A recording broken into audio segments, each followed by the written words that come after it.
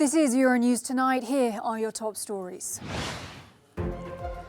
Surveying the horrors of war, the UN Secretary-General tours Ukrainian towns ravaged by Russia's invasion and calls for accountability.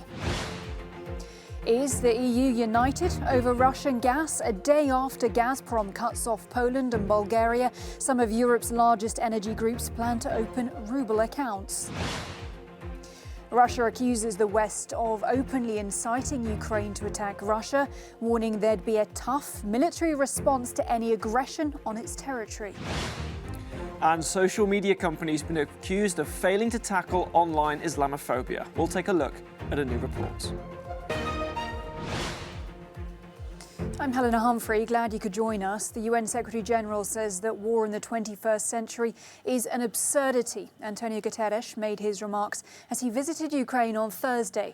Ahead of talks with President Volodymyr Zelensky in Kyiv, the UN chief visited sites around the capital that had been occupied by Russian troops. Since their withdrawal from the region, Russia's been focusing its assault to the east and south of Ukraine.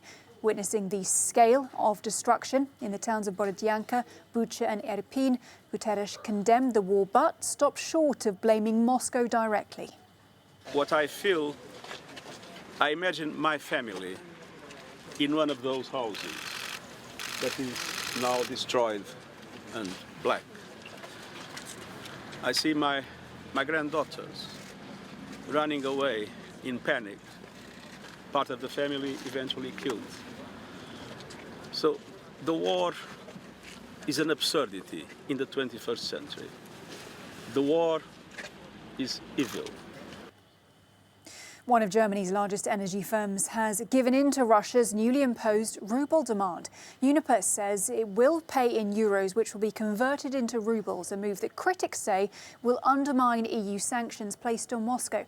It's been reported that other European energy firms are preparing to do the same after Vladimir Putin demanded that countries he considers unfriendly must pay for gas in rubles or be cut off. Putin's already cut supplies to Poland and Bulgaria after they refused. Bulgaria's Prime Minister is urging the rest of Europe to follow their lead. I think these unilateral moves that Putin is doing would only hurt him in the long run. I mean, who wants to trust a supplier that can change unilaterally the contract? Today will be that we have to pay in rubles, tomorrow will be the price, the next day will be the quantities. Well, in the Bulgarian capital, Sofia, we can cross over now to Jack Parek, who's reporting from there. Jack, good to see you. We heard there from the Bulgarian Prime Minister, who was resolute that Bulgaria will not be capitulating to Russia's demand for payment in rubles. But what are the Bulgarian government's plans to make up the shortfall? Well, they've announced a plan that they will bring in at least 20 billion cubic metres of gas from Turkey and Greece combined. That's the sort of initial plan at the moment. They're trying to dampen the concerns around this, saying simply that they do have enough to last in reserves for a while, that they have enough to go forward. Bulgaria is somewhere in the region, Helena, of 90 to 95% reliant on imports of Russian gas. So this is going to be a concern, despite what they're saying. They think they've got a few weeks left in the tank. But obviously the people here are starting to question why the Bulgarian government is standing so resolute when they're seeing other countries, other companies, gas companies in other countries in the European Union making this decision to start paying in rubles when their government is saying that they won't. That's a very big question, isn't it, Jack? And of course, Bulgaria, Poland, I mean, these are not the only countries not to pay in the way that Russia wants. So do we know why they've been targeted specifically? Well, it's a really complicated one. The Russian President Vladimir Putin said that they made these moves against unfriendly countries. The Polish government is staunchly anti-Russian on, firstly, the invasion of Ukraine, but also on a lot of other issues. Here in Bulgaria, it's slightly more complicated. There are quite big pro-Russian political factions. And a number of experts have been suggesting that Bulgaria was targeted, as it is a country that sort of banning the gas could mean that those political factions could sort of become more vocal against this coalition government here in Bulgaria, which is on very shaky ground at the moment over a number of issues, including the issue of sending arms into Ukraine. There is another discussion going on here in Bulgaria around the gas, though, and that is that Bulgaria has the power to actually cut off some of the transit routes, for instance, into Serbia, its northwestern neighbour, of Russian gas. And obviously Serbia is an extremely pro-Russia country at the moment as well. The government says that it wouldn't do that it wouldn't play the dirty tricks that it says the Kremlin is playing on Bulgaria, Helena. Well, Jack, that certainly is a very interesting dynamic to throw into the mix. Jack Parrick there reporting from Sofia in Bulgaria. Jack, good to talk to you. Well, we can go straight over now to Shona Murray, who is covering this story from Brussels. Good evening to you. We've heard that Bulgaria is standing firm. It's not giving in to Russian demands to pay in rubles. But is that unity holding across the board in the EU? Well, this is the key question, of course. We know, for example, that there's tentative agreement on a new sixth sanctions package, which will be targeting oil. And we know that Bulgaria and Poland and the EU as itself has saying that they won't give in to Russian demands because, of course, that would be a breach of EU sanctions. But we've also heard from Hungary suggesting that it possibly will pay in rubles, which also would be a breach of EU sanctions, and also some companies. But I caught up with Valdis Dombrovskis, who's the EU's vice president, executive vice president, also trade commissioner, and he made the point that the EU has been preparing for this decision by the Kremlin to cut off gas supplies, and while it's not without its difficulties, the EU can cope. Been doing this assessment already at the beginning of Russia's invasion in Ukraine. What happens if there is a sudden cut of Russia's gas supplies, because there are different scenarios due to our sanctions or Russia's counter-sanctions or for whatever other reasons. And the assessment is that not without problems, but we are able to cope with this situation, and we are already for some time very intensively working on diversifying gas supplies. The EU's Executive Vice President of the European Commission and EU's Trade Commissioner Valdis Dombrovskis there, making the point that the EU has been diversifying away from relying on Russian fossil fuels, in particular Russian oil and gas, and it will eventually be able to do this. The question is, of course, Helena, when? Let me ask you this, though, Shona. If this is a potential breach of EU sanctions, could the EU crack down on this? Well, the EU has been pretty clear today that the demands by the Kremlin for companies and countries to open a second bank account with Gazprom Bank, a ruble account, would be a breach of the EU sanctions. And it's up to each member state to ensure that the sanctions are being implemented by companies as well as the governments. So the EU has said that it can initiate legal infringement proceedings against member states if they're not implementing the sanctions or knowingly, of course, circumventing sanctions. Well, President Biden has asked the US Congress for an additional 31 billion euros in emergency funding to support Ukraine with weapons and economic assistance. The US Air Force has already started flying long-range artillery pieces into Europe, as well as anti-tank weapons and armed switchback drones with a combined value of 3.5 billion euros. Other Western partners are contributing $1.25 billion. Well, Biden says the extra funding is essential if America is to keep backing Ukraine. It's not cheap, but caving to aggression is going to be more costly if we allow it to happen. We either back Ukrainian people as they defend their country, or we stand by as the Russians continue their atrocities and aggression in Ukraine. Every day the Ukrainians pay for the price, and the price they pay is with their lives for this fight. So we need to contribute arms, funding, ammunition, and the economic support to make their courage and sacrifice have purpose so they can continue this fight and do what they're doing. It's critical this funding gets approved and approved as quickly as possible. Well, Russia is warning the West to stop encouraging Ukraine to carry out strikes inside its territory. The Ukrainian army has completed several daring raids on military infrastructure inside of Russia using helicopters and drones. It's done so with advice and weaponry from Western countries, and Russia says any further attempts will be met with a tough response. This kind of criminal action by the Ukrainian armed forces against Russia cannot go unanswered. We would like Kyiv and Western capitals to seriously take our Defence Ministry's statements that further attempts to incite Ukraine to strike Russian targets will definitely trigger a tough response. And the Western advisors stationed in Ukrainian decision-making centres will not necessarily become a hindrance to Russia's response.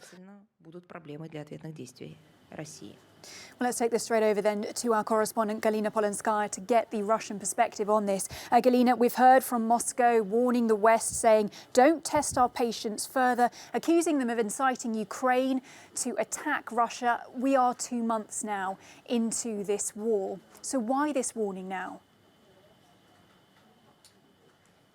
Hello, Helena. Well, indeed, in recent days, Russia has reported about a series of attacks in various regions, Voronezh, Kursk, Belgorod, regions accusing Ukraine of such, as it says, illegal actions. And we know that Ukraine has not taken this responsibility, just calling it karma. So Russia right now says that the West and the UK in particular are provoking Ukraine to target Russian territory and to target Russia. So the Kommersant newspaper today quoted the British Defense Secretary, who said that it would be legitimate for Ukrainian forces to target Russian logistics, for example. And we have heard the spokeswoman of the Russian Foreign Ministry, Maria Zakharova, who spoke about the West provoking Ukraine to target Russia, and she said, quote, I advise you not to test Russian patience any further. And earlier, the Russian Defense Ministry had also spoken about those provocations, direct, as it said, provocations, and warned about an immediate proportional response if such actions, as it said, were carried out. And today there was one more warning, Helena, from the Kremlin. President Putin's spokesperson Dmitry Peskov has warned Europe. He said that the tendency to pump weapons to Ukraine are actions that threaten the security of the continent. Well, Galina, you mentioned their accusations being levelled at Europe, but we've also seen accusations going towards the US and Poland. Russia's foreign spy chief accusing them of plotting to gain a sphere of influence in Ukraine. What does that mean? Exactly, Helena, and that's what the Russian state media are widely reporting today. Sergei Narishkin, the chief of Russia's foreign intelligence service, SVR, claimed, quoting unspecified intelligence data, that the US and Poland are planning to install Polish control over parts of the western Ukraine. There was a statement published by the SVR which says, according to the intelligence received, Washington and Warsaw are working on plans to establish Poland's tight military and political control over its historical possessions in Ukraine. So it also says that the plan is to bring Polish peacekeepers without the NATO mandate inside some parts in the western Ukraine. And some top politicians in Russia are also claiming that. And as I said, the Russian state media are reporting this very, very widely. All right, well, a few Western allies spared by the Kremlin today, bringing us the latest. Galina Polenskaya. Galina, good to talk to you. Welcome back. Good to have you with us. Well, a new study says that all 5 major social media companies have ignored up to 90% of Islamophobic content reported by users. That's since 2019. Some neglecting up to 97% of reports. To unravel these latest findings, we can go straight over to Matthew in the Cube now. Well, Helena, this report is just the latest to say that social media companies are not doing enough to tackle online hate speech. Researchers at the Centre for Countering Digital Hate say that up to 89% of the Islamophobic content that they found on Facebook, Instagram, TikTok, Twitter and YouTube has not been removed, even when they flagged and reported it to the big tech companies. Facebook and Twitter have been found to be particularly poor. Twitter, according to researchers, has failed to remove 97% of anti-Muslim posts that were found. And researchers also said they came across some very offensive, anti-Islamophobic hashtags on the likes of Instagram and TikTok, which had gained at least 1.3 million likes and shares. Now, in the past, social media companies have been accused of using their algorithms to exploit emotional content like hate speech and allow people to keep scrolling, which therefore earns the platforms more revenue. And the concern is that by failing to remove online Islamophobia, this could potentially lead to offline real-world violence. And also worth noting that a lot of these social media companies had signed up to an international Christchurch call to remove extremist content after 51 people were killed by a white supremacist in terror attacks in New Zealand. This latest report says that those social media companies are not keeping the promises that they made back in 2019. Well, here in theCUBE, we reached out to the big tech companies who all have rules against online hate that is directed towards a certain group or religion. TikTok have since strengthened their enforcement policies, and a Twitter spokesperson says they are also committed to preventing online hate and prejudice. Of course, the new owner, Elon Musk, says that he wants the platform to become a champion of free speech. But this latest study, Helena, says that when it comes to Islamophobia, Musk, Twitter, and indeed other social media companies still have a long way to go. All right, Matthew and team in theCUBE, they're keeping the big tech accountable. Thank you so much. Now, the World Health Organization is warning of a perfect storm as cases of measles soar around the world. It says that the pandemic has interrupted global inoculation campaigns for non-COVID diseases, which could trigger large outbreaks of diseases which normally are preventable with vaccines. For more on this now, we can cross to Rebecca Daunt. Reported cases of measles soared by nearly 80% worldwide in the first 2 months of this year. That's according to the World Health Organization and UNICEF. In Ukraine, with the ongoing war leading to severe disruptions in the health system, including routine immunisations, the WHO is seriously concerned about a potential measles outbreak. Child vaccination campaigns were knocked off course around the world during the coronavirus pandemic. Immunisation campaigns for diseases like typhoid and polio were also disrupted. This week is World Immunization Week, an opportunity to highlight the incredible power of vaccines, not just to save lives, but in the words of this year's theme, to offer the opportunity of a long life for all. But around the world, the pandemic has caused severe disruptions to routine immunization programs, putting millions of children's lives at risk and opening the door to fresh outbreaks of measles and polio. The UN agency and UNICEF said it was imperative to get the vaccine drive back on track. The 5 countries with the largest measles outbreaks in the last 12 months were Somalia, Liberia, Yemen, Afghanistan and the Ivory Coast. There have been 21 major outbreaks during this period.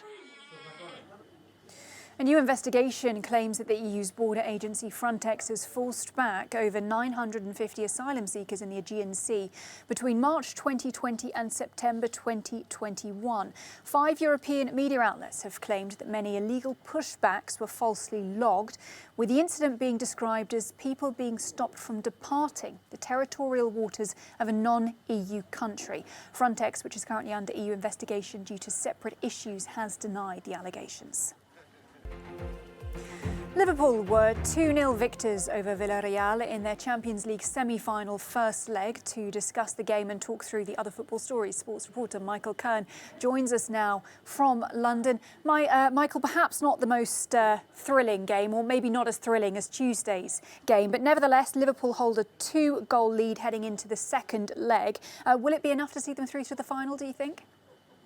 Well, you're completely right. It wasn't quite a 7-goal thriller, was it, like the night before? But yeah, they did what they had to do. A 2-goal victory at Anfield for them, which kind of gives them a good footing going into that next leg, of course, next week. A 2-0 victory for them. They had to be patient with it. Of course, goals coming in the second half. But many people saying Villarreal didn't really show up like they should have done on the night as well. So who knows? Of course, the next leg is away for Liverpool. Villarreal will need to step up and show us that class they showed us, of course, against Bayern Munich and Juventus in those previous rounds. So it's certainly not a done deal yet. It's 2 goals, but you would have to say the way Liverpool are playing at the moment, the way they dominated, of course, that game as well last night, that I think it's fair to say they've certainly got 1 foot into that final already.